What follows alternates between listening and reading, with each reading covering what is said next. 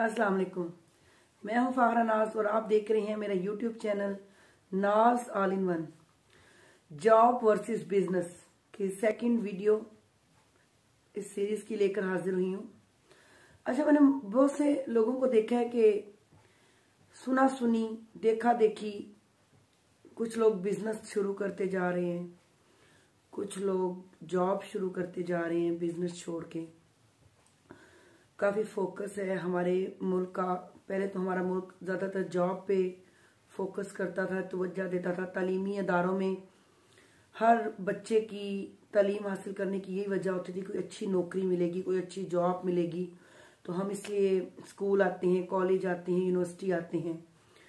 वाट ever कोई भी शोबा है, किसी भी शोबे का कोई बच्चा है, स्टूडेंट है, तो उसके माइंड में एक चीज़ सवार होती थी कि मैं ये तालीम अपनी मुतलका कोर्स की तालीम हासिल कर रहा हूँ और उसके बाद मुझे एक अच्छी सी जॉब मिलनी है और बस मेरी लाइफ सेट है। हमारे माशरे में, हमारे मुल्क में तालीम जो दी जाती है उसमें बिजनेस पे ज़्यादा फोकस नहीं किया जाता था और आजकल ज़रा सा थोड़ा सा उसके उल्ट हो रहा है। आज 2021 का एंड है, 2022 का स्टार्ट है, तो अब क्या हो रहा है कि फोकस किया जा रहा है बिजनेस पे धड़ाधड़ हर बंदा बिजनेस सुनता जा रहा है और ज्वाइन करता जा रहा है। भाई कोई कुछ कर रहा है, कोई कुछ बिजनेस करता जा रहा है। तो बात यह है कि जैसे कि कोई भी शोबा होता है ना, कोई भी इंसान है वो अपना शोबा खुद बनाता है। शोबा कोई भी बुरा नहीं होता, इंसान खुद, मैं अक्सर कह चुकी हूँ, कोई भी जगह बुरी नहीं होती, इंसान खुद उस जगह को अच्छा और बुरा बनाता है। कोई भी इंसान जो होता है वो माइनर नहीं होता, छोटा बड़ा नहीं होता। हमारे लिए वो कितना मतलब काम का निकलता है, कितना काम कर जाता है, ये बात होती है। एक इंसान है वो मेरे लिए अगर बहुत ही इम्पोर्टेंट है तो किसी के लिए बहुत आम होता है। ऐसे ही बिल्कुल हमारे ये शोबे की बात है कि हम कहते हैं कि मैं अपना ही शोबा ले लूं, लोग कहते हैं नर्सिंग में नहीं जाना, नर्सिंग में ये है, नर्सिंग में वो है, अपना शोबा ले लूं। तो नर्सिंग बुरी नहीं है, नर्सिंग बहुत अच्छी है। इसमें आपको नेकियों के साथ साथ पैसा मिल रहा होता है, आपका अपना और अपने बच्चों के लिए अच्छा गुजारा, अच्छी इनकम मिल रही होती है। ये हम पे है, मुझ पे है कि मैंने अपना जो शोबा है, अपनी जो ड्यूटी है, वो हलाल की कैसे करके खानी है।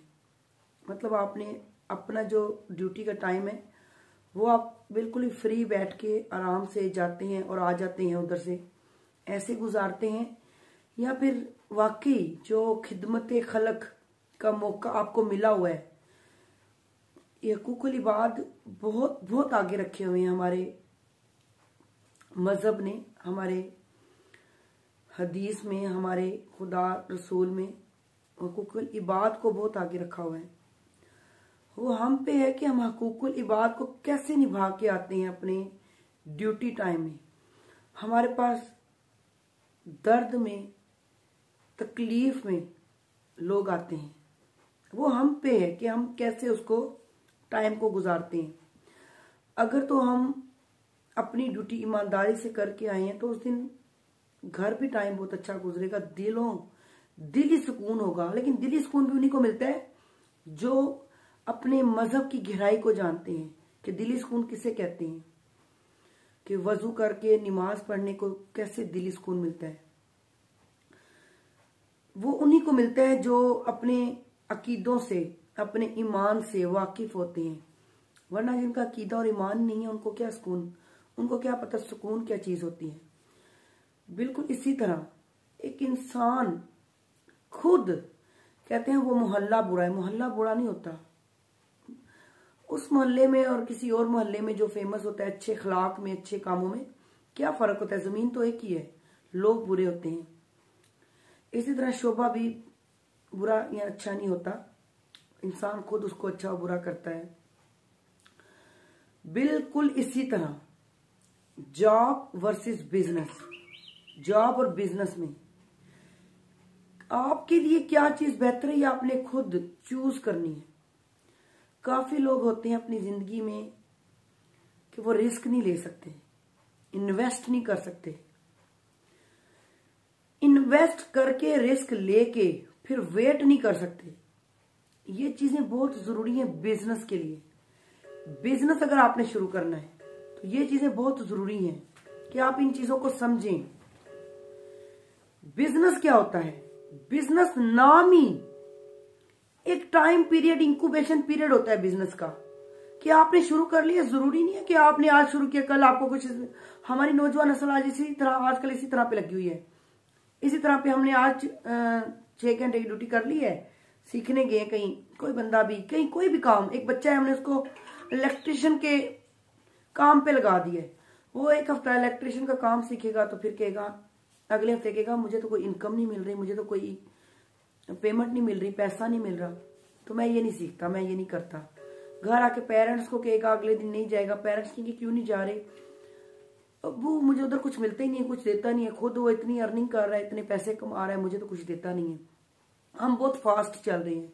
हम चाहते हैं कि रातों रात हम 1 हफ्ता जाएं और अगले हफ्ते हमारी अपनी भी जो दुकान है, हमारी अपना जो बिजनेस है, हमारा अपना जो कारोबार है, शूटे मारे, इस तरह चले कि बस रातों रात चल पड़े।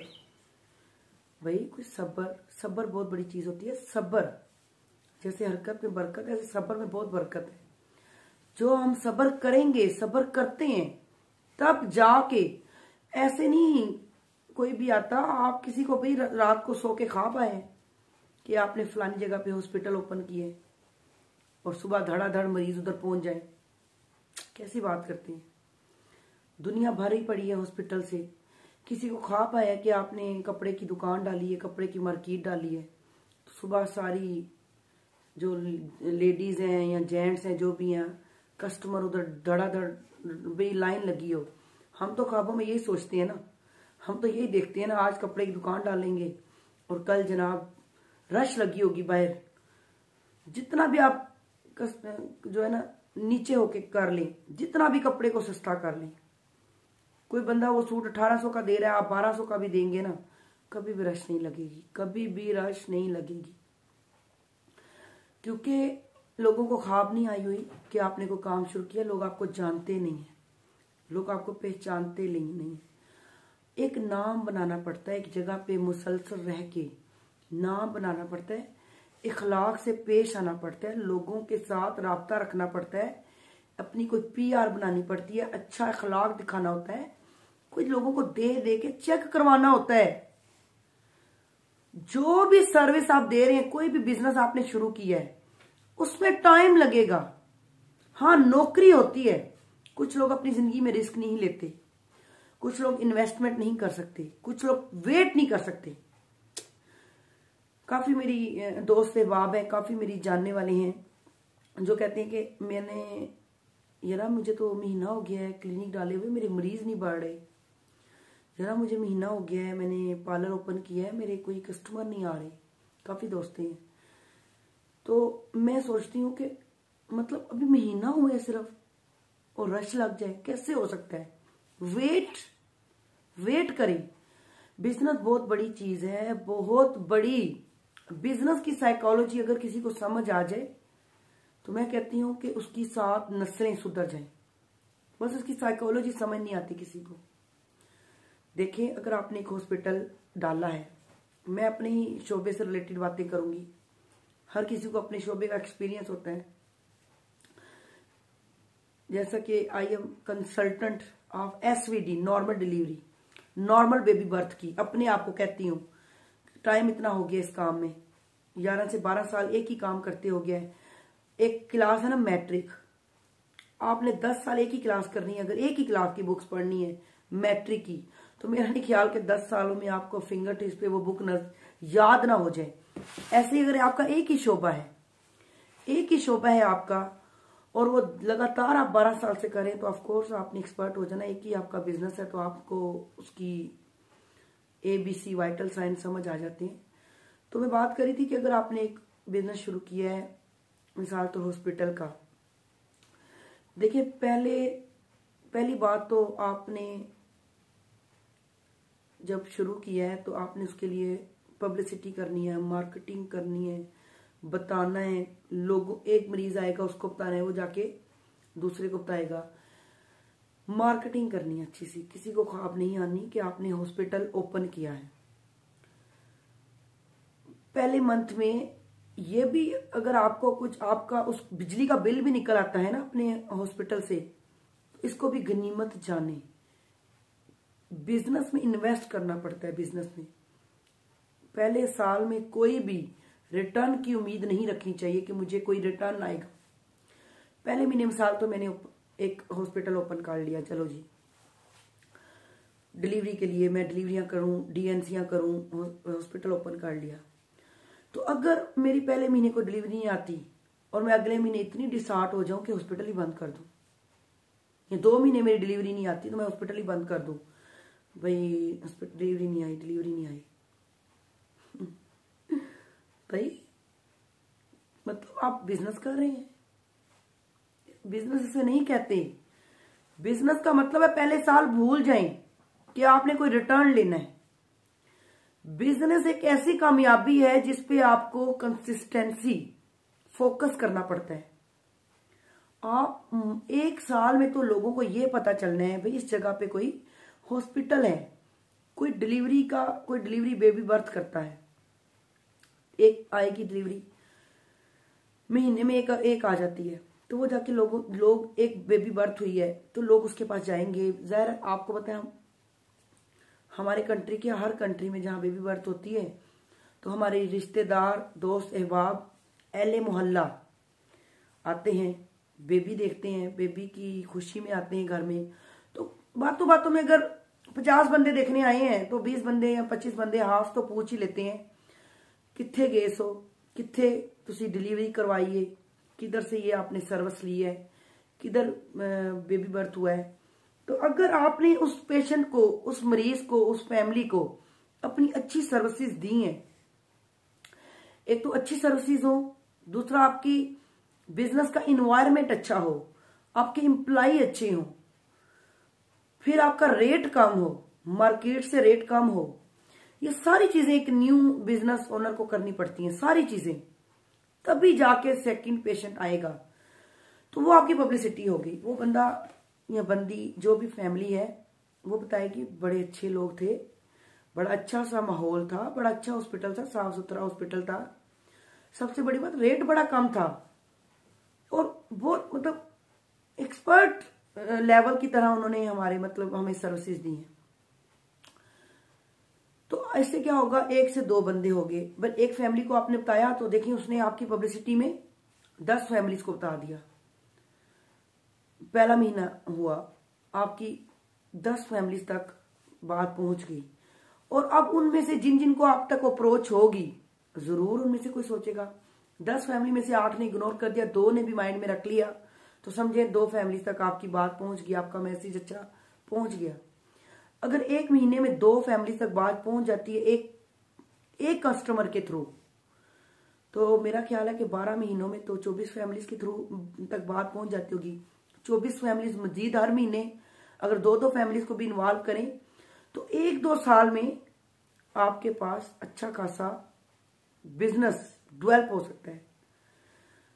तो आप हमेशा वेट करें, बिजनेस का वेट करें, लेकिन एक बात याद रखनी है, अगर 2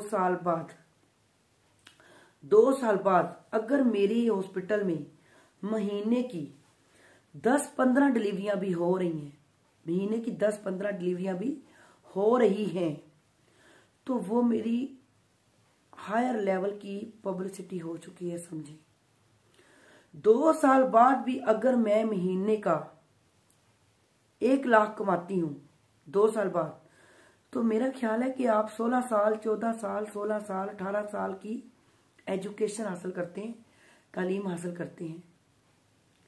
इतने साल आप तालीम हासिल करते हैं, फिर जाके वो डॉक्यूमेंट्स, वो अपने कागजात कहीं देते हैं, नौकरी के लिए अप्लाई करते हैं, इंटरव्यू देते हैं, सिलेक्शन होती है और आपको 40-50 हजार की, हद हो तो 60 हजार की नौकरी मिलती है, 60-70 हजार की नौकरी मिलती है, एवरेज बता रही हूं। जहाँ पे आपने बहुत ज़्यादा पैसा भी ना इन्वेस्ट किया हो, इतना हाई लेवल का। तो सोचें 16 साल बाद 50-60 हजार की, 40 हजार की नौकरी मिली आपको, और यहाँ पे एक बिजनेस में आपने सिर्फ 2 साल में 1 लाख तक पहुंच गए, और आपकी पब्लिसिटी कहाँ तक पहुंच गई है। तो बस एक बात आपको रिमाइंड करवाना चाहती हूँ कि अगर 10 साल में मेरे हॉस्पिटल से मेरा मंथली 2 लाख निकलता है, या किसी भी बिजनेस में, कपड़े की दुकान से, कपड़े की 1 से 2 दुकानें कर लेती हूँ, चलो लेडीज रख लेती हूँ, जेंट्स रख लेती हूँ, इंक्रीज करते करते लेडीज अंडर गारमेंट्स रख लेती हूँ। अगर मेरा 2 साल में 1 लाख 2 लाख बन जाता है, 10 साल में मैं, जहाँ पे हम एजुकेशन हासिल करके 16 साल की एजुकेशन में जहाँ पर हम 50-60 हजार पे पहुंचते हैं, तो उसका भी मैं एक क्राइटेरिया बता रही हूँ कि अगर आपने 16 साल की एजुकेशन हासिल की और 70 हजार की नौकरी ले ली, तो उसमें क्या होगा कि वो 70 हजार की नौकरी सिर्फ आपके लिए है। वो नौकरी सिर्फ आपके लिए है, उसमें से सिर्फ आपकी अर्निंग होगी, सिर्फ आप ही महीने के वो 70 हजार ले सकते हैं। आपकी औलाद नहीं ले सकती, आपके बच्चे नहीं लेंगे। अगर आपको या मुझे उस नौकरी में कुछ हो जाता है, कुछ भी हो जाता है, जिंदगी का कोई भरोसा नहीं है, टाइम का कोई भरोसा नहीं है, वक्त का कोई भरोसा नहीं है, हालात का कोई भरोसा नहीं, किसी चीज का भी कोई भी गारंटी नहीं है कि ये नौकरी जो मैंने ली है ये मैं कब तक करूंगी। 10 साल करूंगी, 15 साल करूंगी, 20 साल करूंगी, कितने साल करूंगी। लेकिन अगर 10 साल बाद मेरी कोई ऐसी हालत होती है कि मैं नौकरी मुझे छोड़नी पड़ जाती है, तो कभी भी वो नौकरी जो 10 साल बाद मैं किसी मजबूरी में, किसी टेंशन में, किसी बीमारी में मैं वो नौकरी छोड़ती हूँ, मेरी बेटी को या मेरे बेटे को वो 70 हजार वाली नौकरी नहीं मिलेगी। मेरी जगह पे डायरेक्ट वो नहीं आ सकता। उसको मेरी जगह पे डायरेक्ट मेरी सीट लेने के लिए, वो नौकरी लेने के लिए दोबारा से वो 16 साल लगाने पड़ेंगे जो मैंने लगाए थे। 0 से ऊपर आना पड़ेगा मेरे बच्चे को या मेरी बेटी को या मेरे बेटे को, 0 से ऊपर आना पड़ेगा। जबकि वो हॉस्पिटल जो मैंने 10 साल में खड़ा किया, और आज मेरे कस्टमर अच्छे खासे हैं। आज मेरे जो बिजनेस है, मेरा जो कपड़े की दुकान है, उस पे मेरी बहुत रनिंग है, बहुत ज्यादा मशहूरी हो गई है मेरी, बहुत लोग आते हैं, बड़ा कस्टमर है मेरा, बड़े मेरी मतलब लोग जानने वाले हैं, बहुत अच्छे मेरे से दिन में मेरी सेल करने के लिए लोग आते हैं। मेरे बेटा या बेटी अगर वहां पे बिजनेस में मुझे कुछ हो जाता है 10 साल बाद, अगर बिजनेस में मैं 2 लाख कमा रही हूं और मुझे कुछ हो जाता है और मुझे बिजनेस को छोड़ के घर बैठना पड़ता है, किसी मजबूरी में मुझे घर छोड़ना पड़ता है, बिजनेस छोड़ के घर रहना पड़ता है, तो मेरा बेटा या मेरी बेटी वो बिजनेस वहीं से आगे चलाएंगे, वहीं से उसी रफ्तार के साथ लोग उधर आएंगे। कोई भी मेरा बिजनेस है, कोई भी मेरा बिजनेस है जिस पे मैंने एक दफा मेहनत की है, मैंने अपनी जिंदगी के 10 साल लगाए हैं, जिस पे मैंने अपनी जिंदगी के 10 साल लगाए हैं, उस बिजनेस को मेरी बेटी या मेरा बेटा वहीं से आगे लेके चलेंगे। उनका जो 11वां साल होगा मेरा अपने बिजनेस में, वो मेरे बच्चों का भी 11वां होगा। वो 10 साल की स्ट्रगल उनको नहीं करनी पड़ेगी, मेरे बच्चों को वही अर्निंग आएगी। 10-15%, 20% ऊपर नीचे हो सकती है, ऊपर नीचे, इससे ज्यादा नहीं। उसी रवानगी से लोग आएंगे। और अगर मैंने अपना बिजनेस सेट करके, एक सेटअप करके, बिजनेस को सेट करके, खड़ा करके वर्कर्स के हवाले कर दिया है, एम्प्लॉइज लड़कियां रख ली हैं, ट्रेंड लड़कियां हॉस्पिटल में रख ली हैं, मैंने कपड़े की मार्केट बनाई हुई है, 2-3 दुकानें कपड़े की चला रही हूँ, उसमें मैंने लड़कियां रख दी हैं। एक लड़की को मैंने स्टिच कपड़े दे दिए हैं, एक लड़की को मैंने जेंट्स दे दिए हैं, एक लड़की को मैंने लेडीज अनस्टिच और स्टिच दे दिए हैं, एक को अंडर गारमेंट्स दे दिए हैं। मैंने अगर 4-5 दुकानें में चला लेती हूँ, अपने अंडर कर लेती हूँ, कोई बड़ी बात नहीं है। एक औरत या एक मर्द दोनों बहुत कुछ कर सकते हैं, बहुत कुछ कर सकते हैं। अगर मैं एक हॉल बना के उसके अंदर 4 कैबिन, 4 दुकानें अलग अलग करके 4 वैरायटियां कपड़े की, ladies unstitch, ladies stitch, gents unstitch, gents stitch या 7 अंडर गारमेंट्स।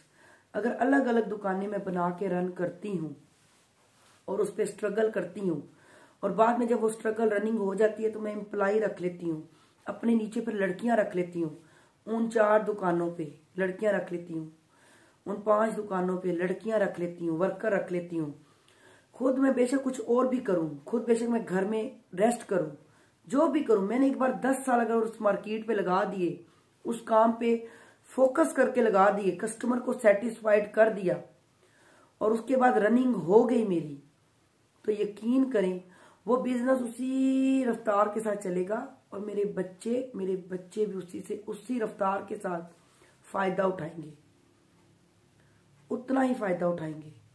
बिजनेस और जॉब में ये फर्क है, लेकिन हर इंसान बिजनेस नहीं कर सकता, हर इंसान जॉब नहीं कर सकता।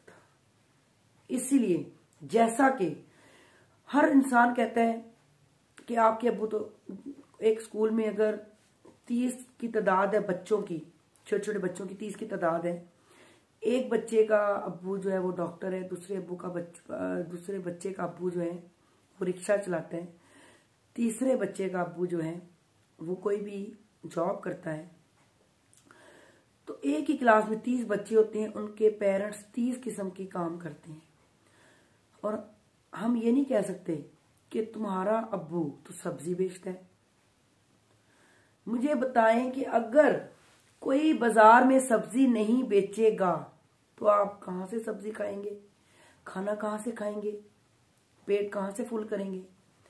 अगर कोई जूता जो करते हैं, स्टिच करते हैं, इसको जूते को जब टूट जाता है जोड़ते हैं, बाजार में बैठे होते हैं लोग, अगर एक वो भी बाजार में ना बैठा हो तो आए दिन काफी लोगों के जूते निकले होते हैं, शूज निकले होते हैं, थोड़ी सी स्टिचिंग की जरूरत होती है और वो ठीक हो जाती है। तो आपकी कोई भी सेविंग ना हो, अगर बाजार में टेलर ना बैठे हो तो आप कपड़े कैसे पहने, अच्छे से डिजाइन कैसे पहने। तो हर शोबा बड़े काम का है, चाहे वो सब्जी वाला है, रिक्शे वाला है। मैं अगर मिसाल तौर मुझे एकदम बाजार जाना पड़ता है, मैं सेल्फ ड्राइविंग नहीं करती, मेरा ड्राइवर नहीं है, हस्बैंड नहीं है मौजूद, अपने काम पे है, अपनी ड्यूटी पे है, तो मुझे तो रिक्शा लेके जाना पड़ेगा। अगर रिक्शे वाली नहीं है तो हमारी कोई भी सेविंग नहीं हो सकती। हम तो ये जूता टूटा वो फेंका, ये जूता टूटा वो फेंका, बच्चे का बैग थोड़ा सा खराब हो गया वो फेंका, बच्चे का जूता खराब वो फेंका, मतलब कि कैसे मैनेज करेंगे लाइफ को। अगर इलेक्ट्रिशियन बाजार में ना हो, एक बिजली ठीक करने वाला ना हो, तो हमारे मुल्क में तो अंधेरा हो जाए, इलेक्ट्रिशियन ही ना हो। इतना इंपॉर्टेंट शोबा है, हर एक शोबा बड़ा इंपॉर्टेंट है। तो मैं इसी पे एक थोड़ी सी नजर डाल के आपका फोकस करना चाहती हूँ कि खुदारा पहले ये समझें, खुद को समझें कि मैं बिजनेस वाला हूं या मैं नौकरी वाला हूं। क्या मैं बिजनेस वाला हूं, क्या मैं पैसा लगा के 2 साल उस पैसे की वापसी का इंतजार कर सकता हूं या नहीं, या मैं पहले महीने ही कोई काम करके उसका रिटर्न लेना चाहता हूं। खुदा ये देखें कि आप में कौन सा फन है। जब एक बंदे में फन इलेक्ट्रिशियन का है और वो कहे कि मैं जाके डॉक्टर की जगह पे बैठ जाऊं, तो कैसे उसको फन ही इलेक्ट्रिशियन का आता है, वो डॉक्टर नहीं बन सकता। तो पहले अपने आप को देखना, जांचना चाहिए, हमें अपने आप पे फोकस करना चाहिए, अपने आप को थोड़ा टाइम देना चाहिए, सोचना चाहिए। कोई भी, काफी लोगों ने बिजनेस शुरू किए, फ्लॉप गए, काफी लोगों ने नौकरियां शुरू की, फ्लॉप गई, काफी लोगों ने, गरीब लोग भी काफी लोग ऐसे होते हैं, बिजनेस सोच के ना कहीं से उधार लेके 2.5 लाख का कोई रिक्शा ले आते हैं, 2.5 लाख की दुकान डाल लेते हैं, और बाद में क्या होता है, नहीं भी दिल नहीं लग रहा, इस काम में दिल नहीं लग रहा। काफी लोग इंजीनियर की डिग्री लेके बैठे हुए हैं, नहीं इस पे दिल नहीं कर रहा। काफी लोग, कोई भी किसी भी शोबे में कूदने से पहले खुदारा ये फैसला कर लें कि आपको इंटरेस्ट किस में, टाइम फिर जाया नहीं होगा आपका। फिर जब आप समझ के सोच के चलेंगे आगे, तो थोड़े टाइम में, कम टाइम में अगर आपका बिजनेस आपका क्रश भी है, अगर आपका बिजनेस आपका शौक भी है, आपको उसका शौक भी है, तो यकीन करें ना आप थकेंगे और ना ही कभी आप हारेंगे, हिम्मत हारेंगे। सोच समझ के कदम उठाइए ताकि आने वाली जिंदगी आपकी एक हैप्पीली लाइफ गुजर सके, बजाय ये कि आप एक स्टेप लें फिर छोड़ें, दूसरा लें फिर छोड़ें, स्टेप ले लेके आप खुद से और जिंदगी से बेजार हो जाए। उम्मीद करती हूँ मेरी आज की वीडियो आपको पसंद आई होगी। इजाजत चाहती हूँ। अल्लाह हाफिज।